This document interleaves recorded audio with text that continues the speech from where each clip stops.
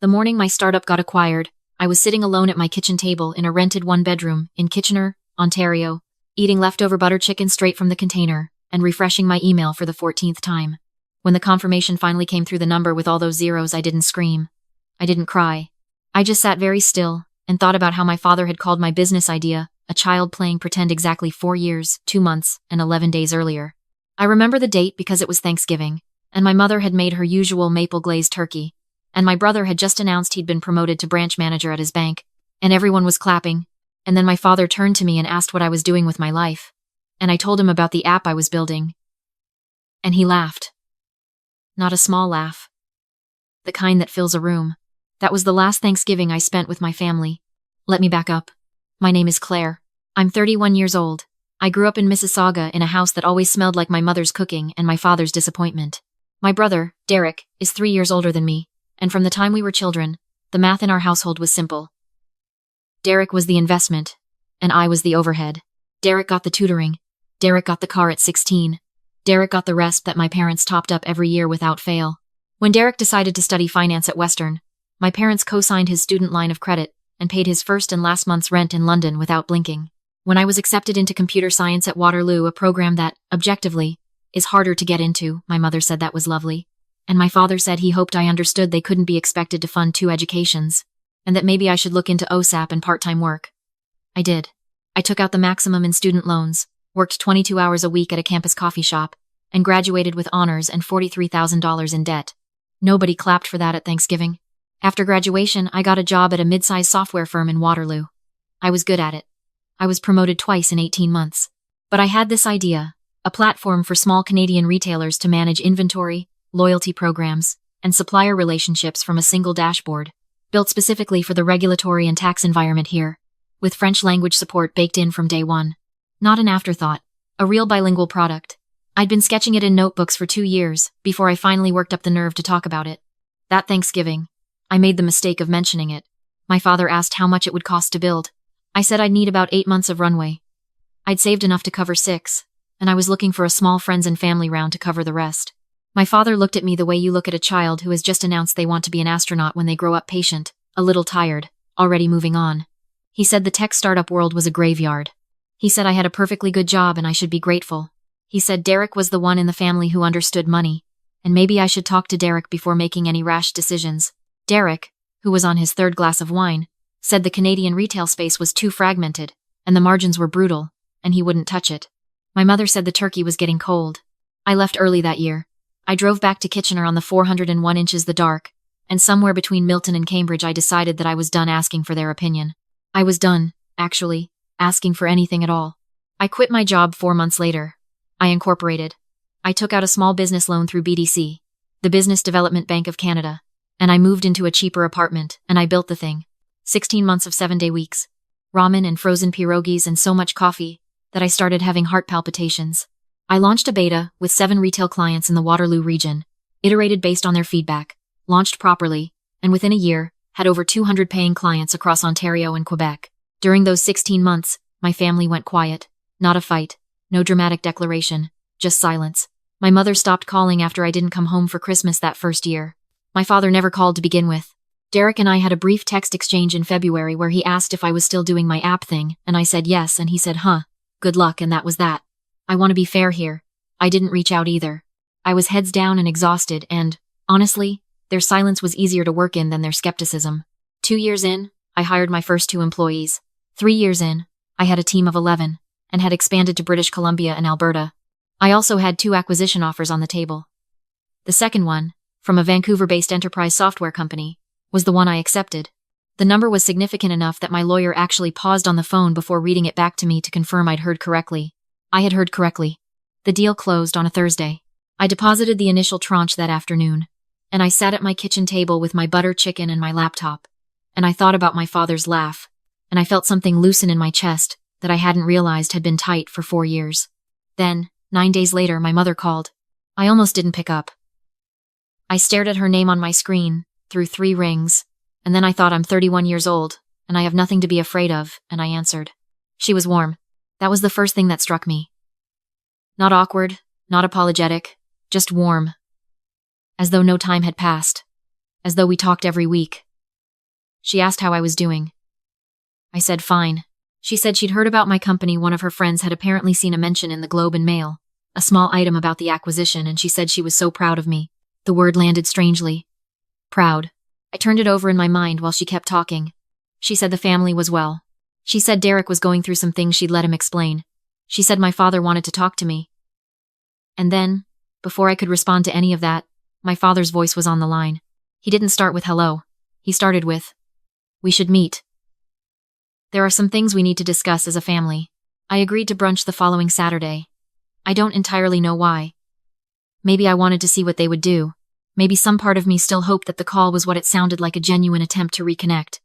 Either way, I booked a table at a restaurant in Mississauga I'd always liked, and I went. They were already seated when I arrived. My mother looked well. My father looked older than I remembered. Or maybe I just hadn't been looking for a while. Derek was there too, which I hadn't expected, and he looked tired. He had the particular look of someone who has been managing a low-grade financial anxiety for long enough that it has settled into his face. We ordered. We made small talk. My mother asked about my apartment, and whether I was seeing anyone. My father asked about the acquisition, with what sounded like genuine curiosity, which companies were involved, what the structure was, whether I was still involved in the business going forward. I answered carefully. I didn't give numbers. Then Derek set down his coffee cup and said, "So, I'm in some trouble." He said it simply, like he was reporting the weather. The trouble, as it unfolded over the next 20 minutes, was this. Derek had been living, for several years, at the very edge of what his income could support. A mortgage in Oakville that stretched him thin. A line of credit that he'd used to fund a lifestyle, a lease on a BMW, vacations, a renovation he couldn't actually afford rather than investments. And then, about 18 months ago, he'd started making what he called alternative investments. Cryptocurrency, mostly. Some private equity, through an unlicensed advisor. He said this part quietly, not meeting my eyes. He had lost, over 14 months, approximately $165,000. The cryptocurrency was simply gone. The private equity investment was tied up in a company that was under investigation by the Ontario Securities Commission. He had borrowed against his home equity to fund some of it. He was now in arrears on that loan, and the bank had sent him a formal demand letter. He could lose the house. My father looked at me while Derek was still talking. Not at Derek. At me. When Derek finished, there was a brief silence, and then my father said, "We're hoping you can help your brother." I put my fork down. I asked what, specifically, they had in mind. My father said it clearly. He wanted me to pay off the arrears on Derek's home equity line, approximately $23,000, and to provide Derek with enough to stabilize the rest of his situation, which my father estimated at another 80 or so. He said it the way you'd say it if you were asking someone to spot you $20 in a parking lot. 80 or so. He said that given my recent windfall, this would be trivial for me, and that family takes care of family. My mother nodded. I looked at Derek. Derek was looking at the table. I want to tell you that I felt nothing. But that's not true. I felt something complicated and specific, the particular feeling of being asked to fill a hole that other people dug, with money that I had bled to earn. By the same people who had told me my work wasn't real. There was also something else underneath it, something that surprised me. I wasn't shocked. Some part of me had been waiting for this since my mother called. I said, "I need to think about this." My father frowned. He said there wasn't much time, that the bank deadline was in 3 weeks, and that he'd expected this to be a straightforward conversation. I said I understood, but that I needed a few days. My mother reached across the table and put her hand on mine and said she knew she could count on me. I drove home with the windows down despite the November cold. Here's what I did not do. I did not call my bank and transfer $103,000 to my brother. Here's what I did instead. I called my accountant, a sharp woman named Vera in downtown Toronto, whom I had worked with since my first year of incorporation and who had seen me through the acquisition. I told her the situation.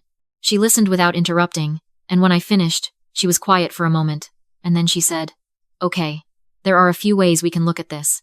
Tell me, do you want to help him, or do you want to solve this?" I thought about that question for a long time, and I realized that what I wanted was not to be the family bailout fund. What I wanted was resolution, the permanent, documented kind. Here is what Vera and I worked out over the next week. The arrears on Derek's home equity line were held by his bank. The underlying loan itself, the larger debt against his home equity, was a financial instrument that, under certain circumstances, could be purchased. It was not a common transaction, but it was not impossible. Vera knew people. She made some calls. The bank, faced with a borrower in arrears and a potentially underwater asset, was open to discussion. I did not buy the debt directly. I set up a numbered company. A simple Ontario numbered corporation, Nothing exotic. And through that company, I acquired Derek's home equity loan at a negotiated discount. The bank received a clean exit from a troubled file. Derek's formal creditor changed from the bank to my company. I also paid the arrears, which stopped the clock on the demand letter. I want to be clear about why I did it this way. I didn't do it to trap Derek. I did it because I had watched someone lose $165,000 to unregulated investments, and I knew that if I handed over $103,000 in cash, it would be gone inside 2 years through the same patterns, the same avoidance, the same magical thinking, the same advisor who had already cost him everything. A structured obligation with a real creditor was, paradoxically, more protection for Derek than a gift would have been. That's what I told myself. I still believe it. What I also believed was that I was not going to do this silently and receive nothing in return, not even acknowledgement. 2 weeks after the transaction closed, I called my parents. I told them that I had addressed Derek's most urgent issue with the bank, and that the demand letter was resolved. My mother immediately began to cry with relief. My father said, "Good girl," 2 words that landed in my stomach like a stone. I said, "I want to meet with all 3 of you. There are some things I'd like to say before we go any further." We met at my apartment in Kitchener. It was a Sunday afternoon. My mother brought a coffee cake, which she placed on my counter with the careful hopefulness of someone trying to set a good tone.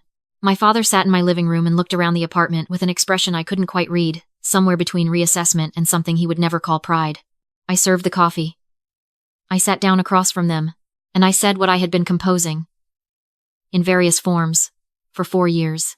I said, "I want to tell you what the last 4 years looked like from where I was standing." I said it without anger, or as close to without anger as I could manage. I told them about the Thanksgiving conversation. I told them about the 16 months of building alone, without a safety net, without a single call to ask how it was going. I told them about the student loans I was still paying back while Derek's education had been subsidized. I told my mother that her silence during those years was not neutral, that choosing not to call is also a choice. I told my father that the laugh at that Thanksgiving table was something I had carried with me every single day while I was building the company, and that I wanted him to know it. Not to wound him, but because I thought he should understand the actual cost of that moment. Derek looked at the floor. My father was quiet for a long time. Then he said something I had not expected. He said, "I didn't think you'd actually do it." Not an apology, but something. An admission that had its own weight. My mother cried again. She said she was sorry. She said she hadn't known how to bridge the silence once it had started. And that she had told herself I was fine. That I was always fine. That I didn't need them the way Derek did. I said I knew. I also said that always fine is not the same as doesn't need anything. Then I slid a folder across the coffee table.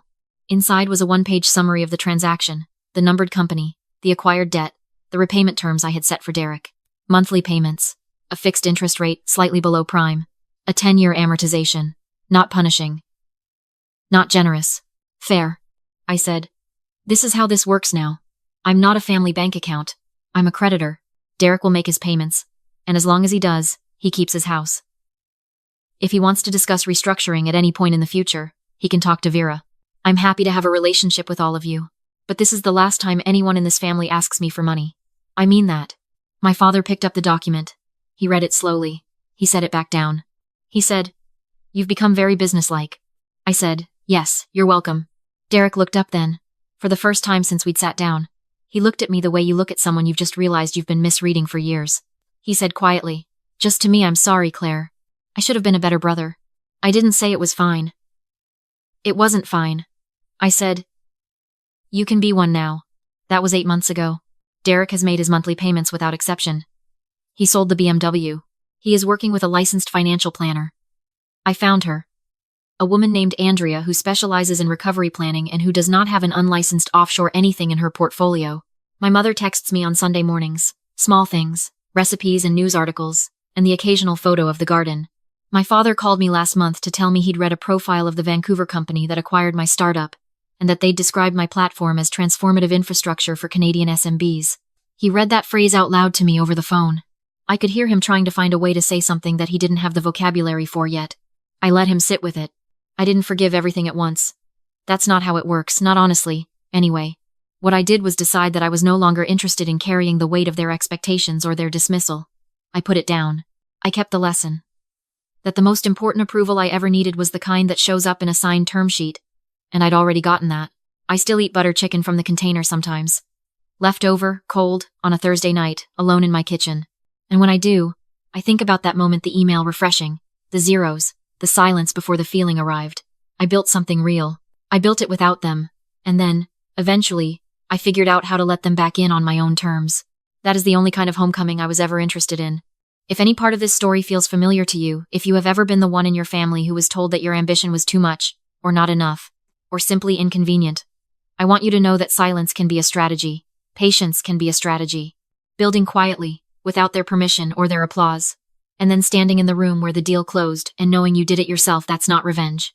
That's just proof. Leave a comment below. Tell me. If your family had doubted you, and then come back after your success, would you have helped them? I want to know where you stand on this.